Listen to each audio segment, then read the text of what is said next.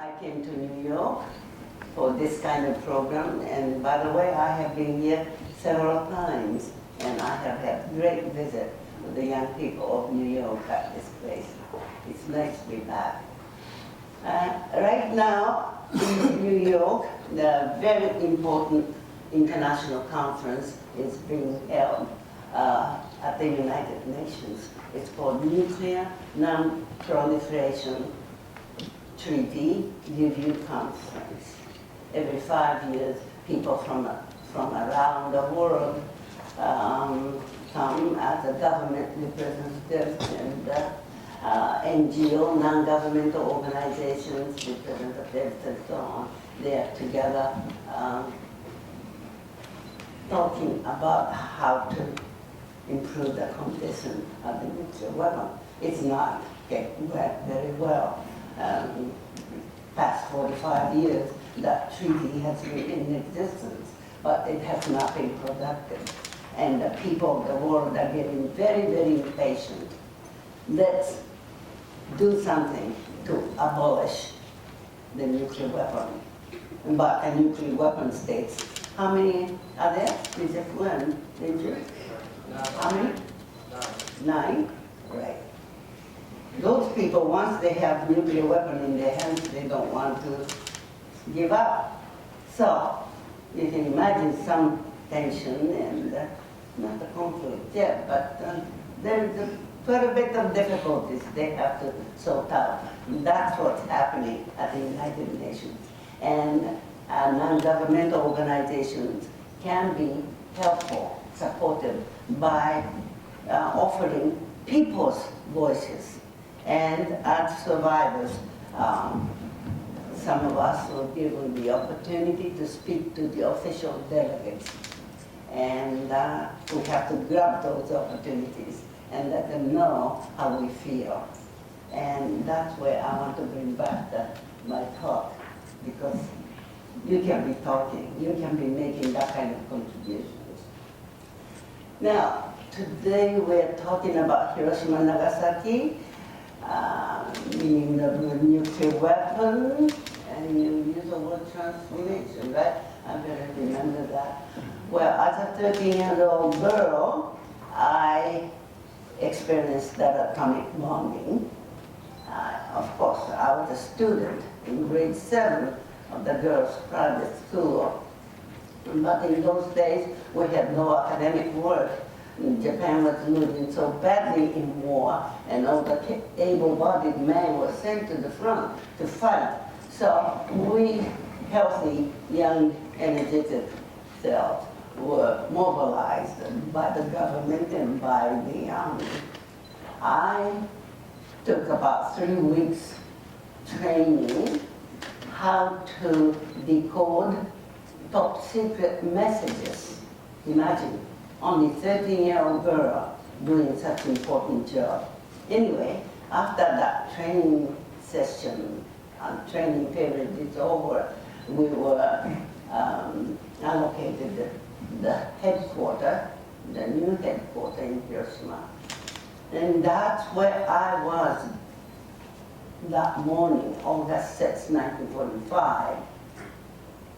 And that building was 1.8 kilometers away from ground zero.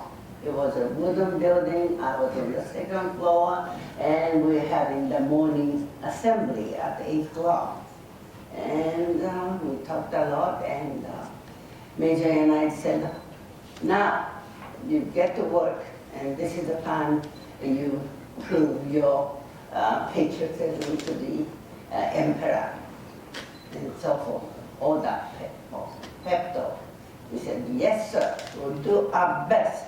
At that moment, we saw the bluish-white flash all over. And I had the sensation of flying up in the air and floating in the air.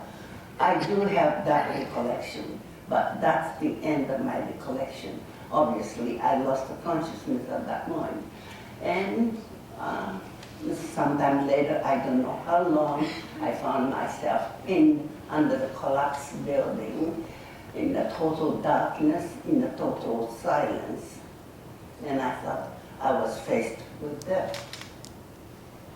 Because I tried to move my body, but I couldn't. Then I started hearing my classmates faint whispers. Mother, help me, I am here. God, help me. And all of a sudden, strong male voice shook my left shoulder from behind and said, don't give up, don't give up. I'm trying to free you. Keep moving your body, keep kicking things, keep pushing things. And somehow my body was freed.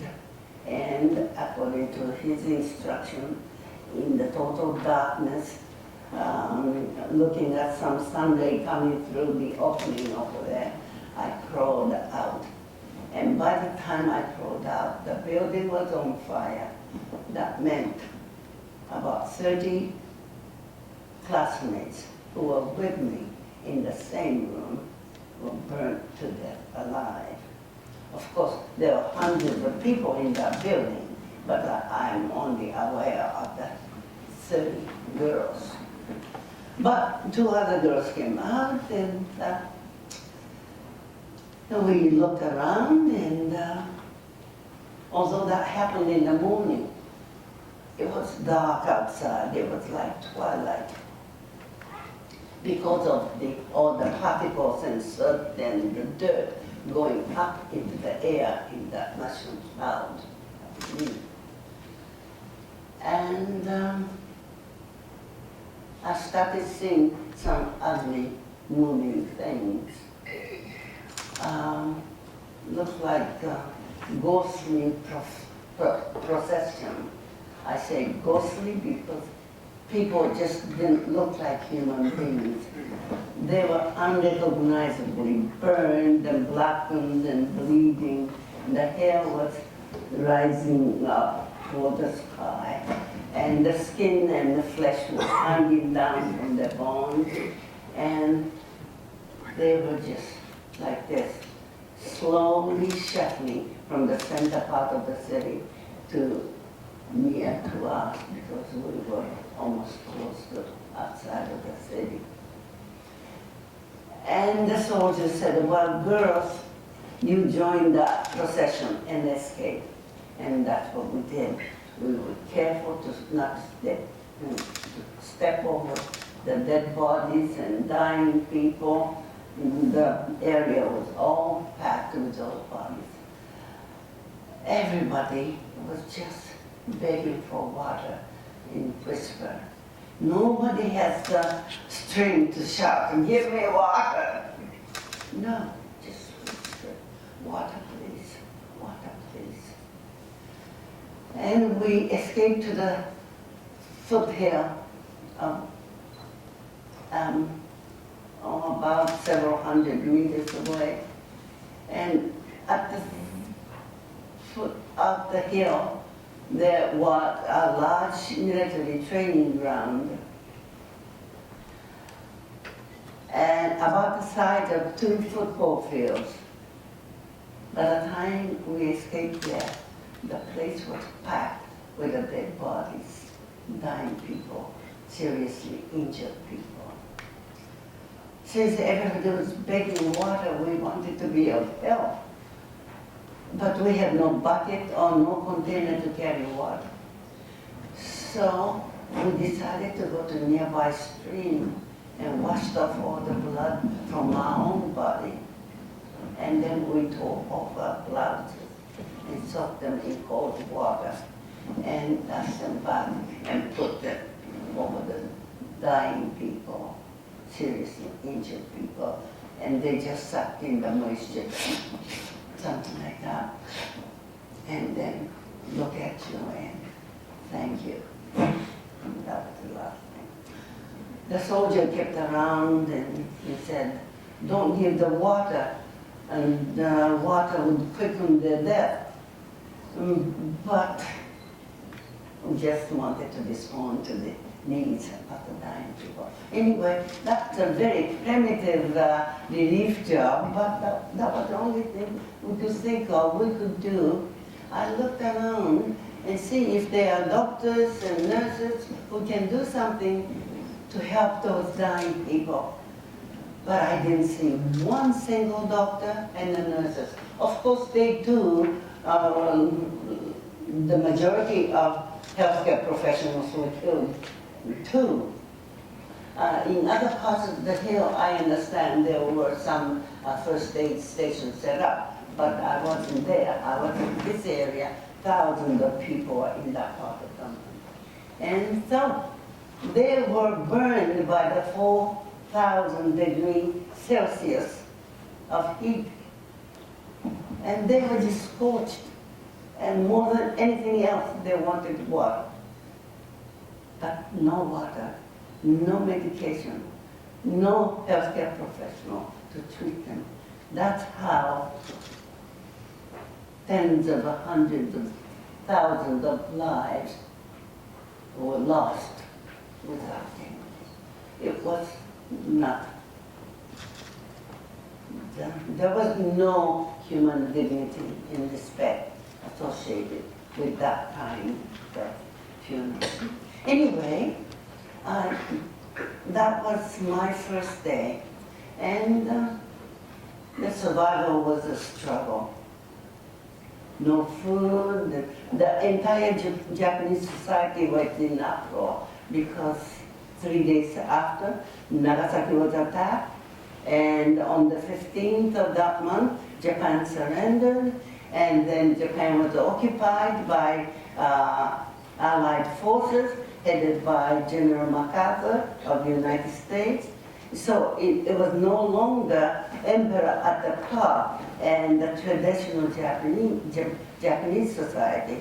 It was totally different. Anyway, survival in aftermath was just as difficult.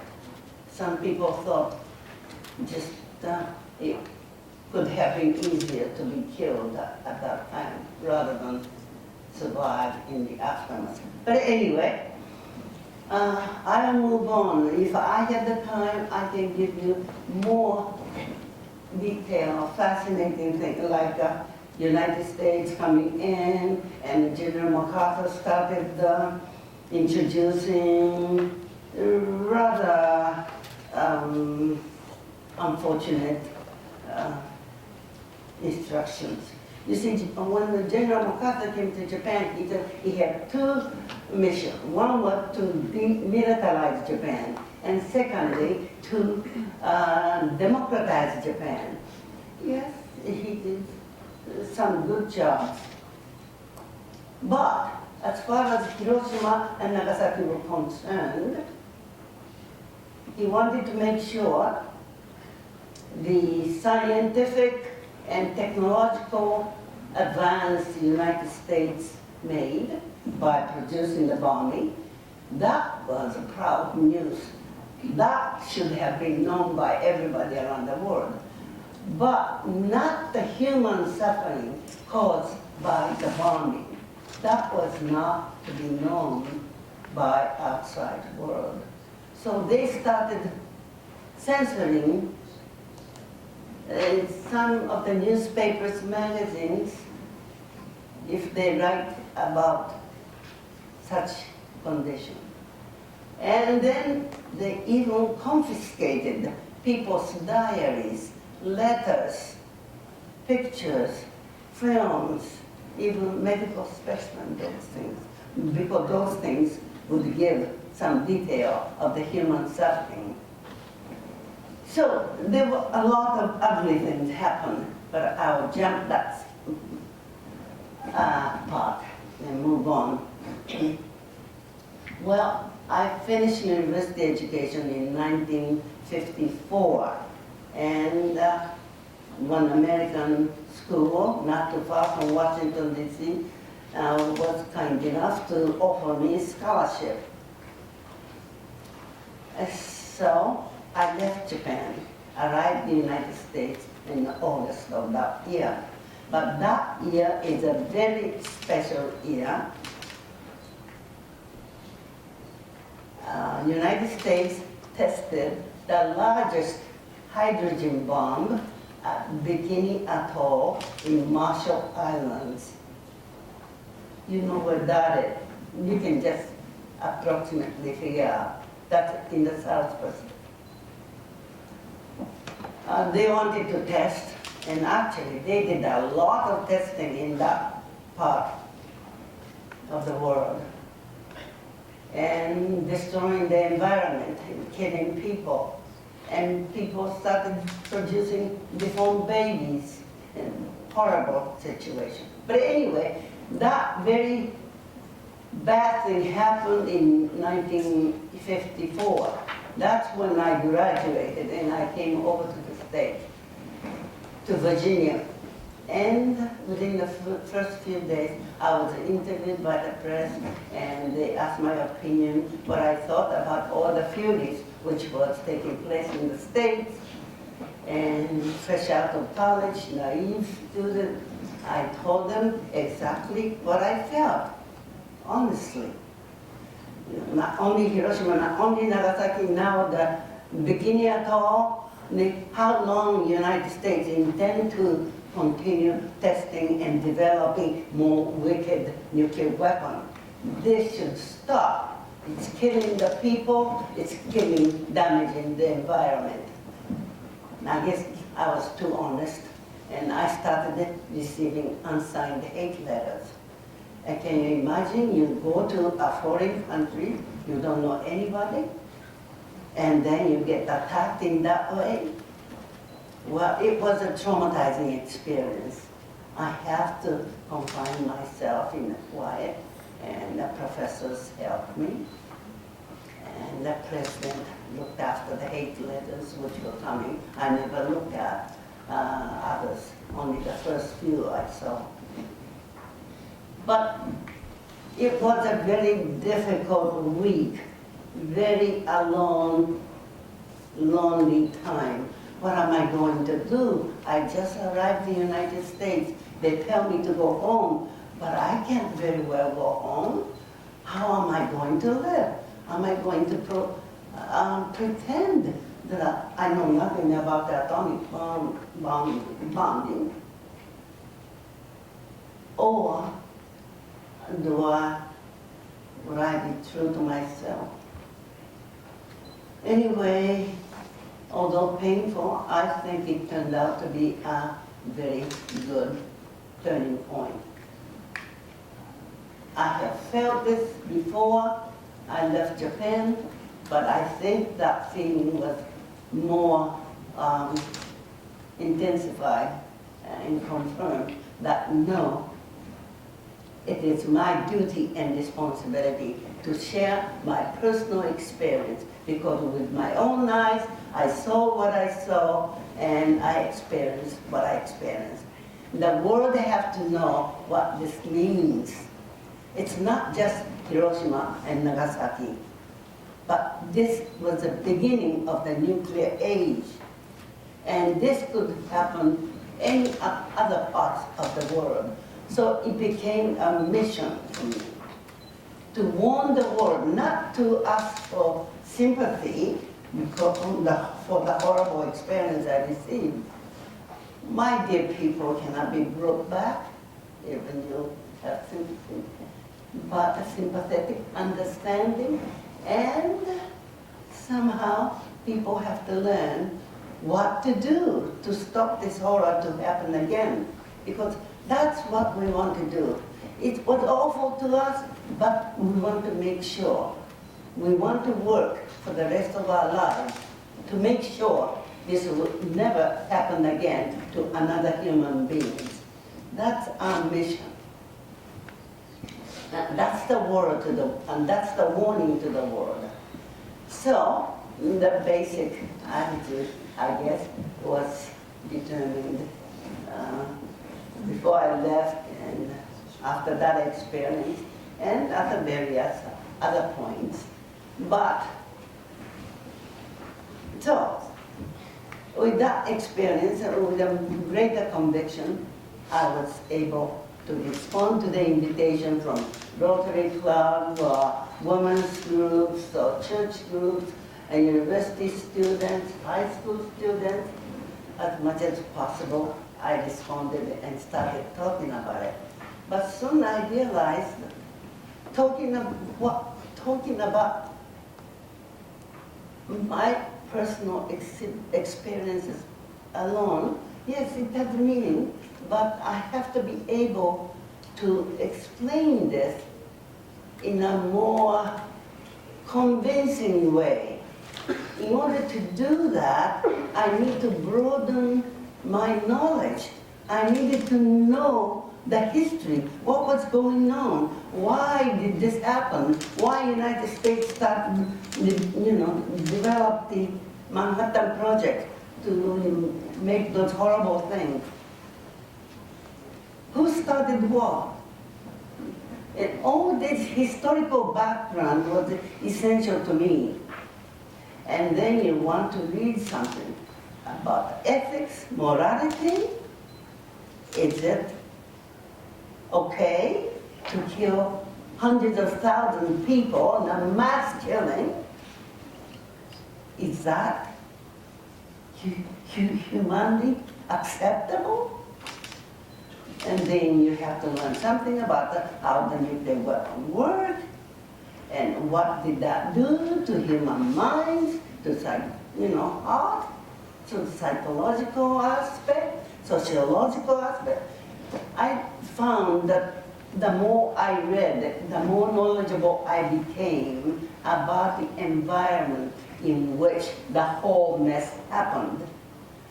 I thought that was helpful for me to clarify my part in that history. I could see myself in a larger historical context. Then I could see the responsibility I have as one survivor in a more significant way.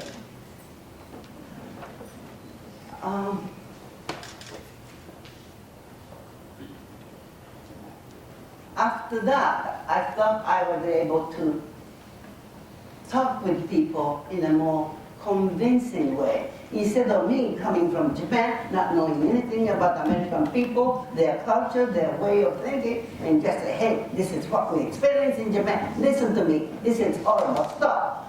Well, then we have to understand the background of where the people come from. Why do they disagree with you on certain things and so on? If you have the broad understanding, even though two people from a different background, we can start carrying on the meaningful dialogue. In order to do that, I learned that I have to learn. I did a lot of reading, and I still continue to do that.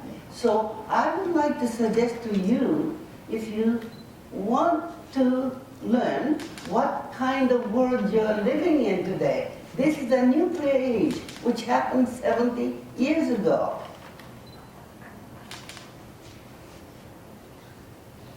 So,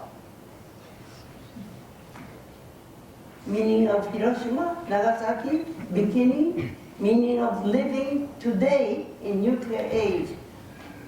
I hope you would do some thinking, reading, talking, and writing, and just get some clear ideas about your life and your future.